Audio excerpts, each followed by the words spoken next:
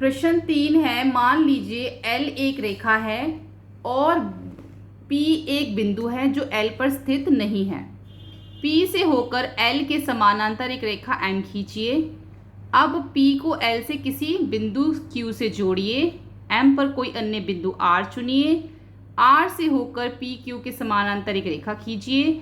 मान लीजिए यह रेखा L से बिंदु S पर मिलती है।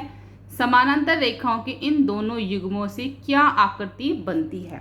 देखो, पहले मैं आपको रफ में बताती हूँ।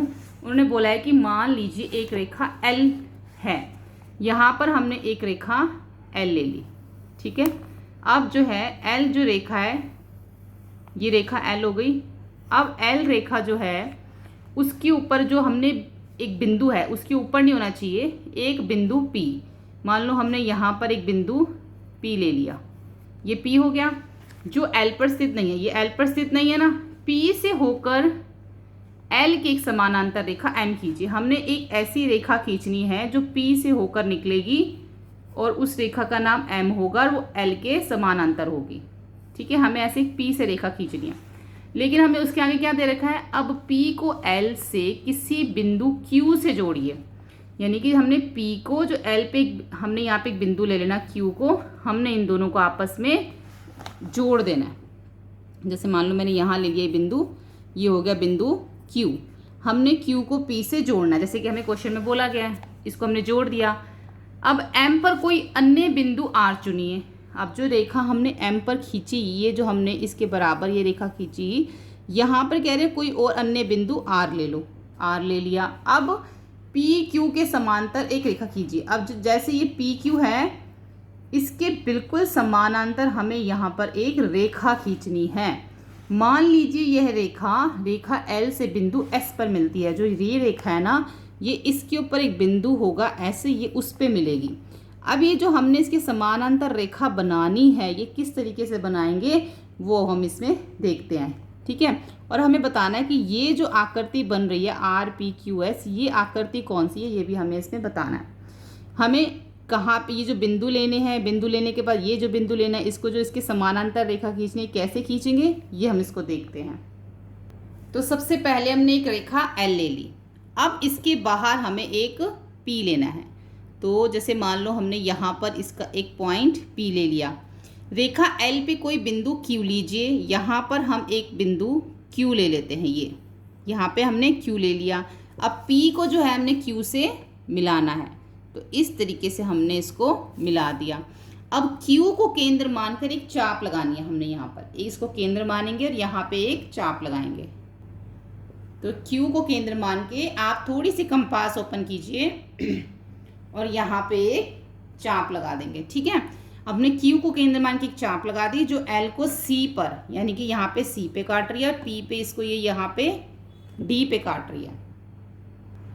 अब जितनी हमने त्रिज्या यहाँ से ली थी उतना ही अब हमें पी को केंद्र मानकर एक चाप लगानी है, सेम उतना ही। तो यहाँ पर हमने एक चाप लगा दी, ठीक है।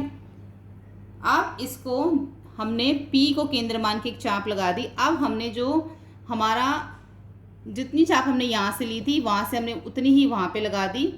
अब जो ये है कहाँ पे काटेगी, यहाँ पर इसको ये ई पे काटती है। ये इसके ऑपोजिट बनी है, ठीक है। ये जो है इसके ऑपोजिट बनी है, यानी कि इसके विपरीत में। यहाँ पे इसको ई पे काटती है। अब जितनी सी और डी है उतनी ही हमने त्रिज्या लेनी है। जितना हमारा ये सी और डी है, इतनी त्रिज्या लेकर हमने यहाँ से अब कहाँ से लेनी है, हमने ई से लगाएंगे। पहले हम सेम त्रिज्या ले लेंगे। अब ई का पॉइंट लेके यहाँ पे हमने एक चाप लगानी है, जैसे कि अभी हमने सेकंड क्वेश्चन में भी किया था, ठीक है। अब हम इसको इससे जो है वापस में मिला देंगे, जिससे हमारी रेखा क्या बनेगी, एम। इस तरीके से हम रेखा खींचेंगे और इसको नाम देंगे एम। अब एम पर हमें एक बिंदु लेना है आर, ठीक है।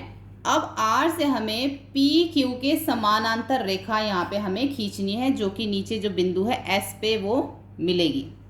जो कि L पे एक बिंदु है S, उस पे वो मिलेगी। ये सब हमें किसने बताया हुआ है, प्रश्न में ही हमें ये सब बता रखा है।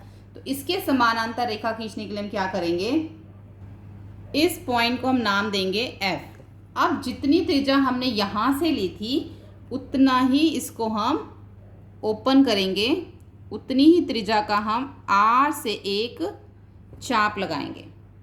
ठीक है, इस तरीके से यहाँ पे एक चाप लगाएंगे और यहाँ पे हम इसको एक नाम देंगे, इस पॉइंट को I।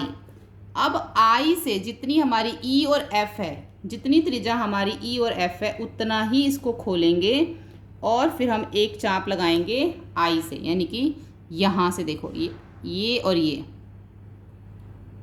जितनी ये है इतना ही इसको ओपन करेंगे और एक आर्क हम यहाँ से लगाएंगे।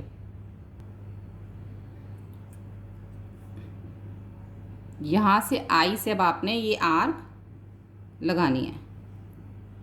ठीक है, अब जो ये हमने आर्क लगाई है इसको हम S से जोड़ देंगे।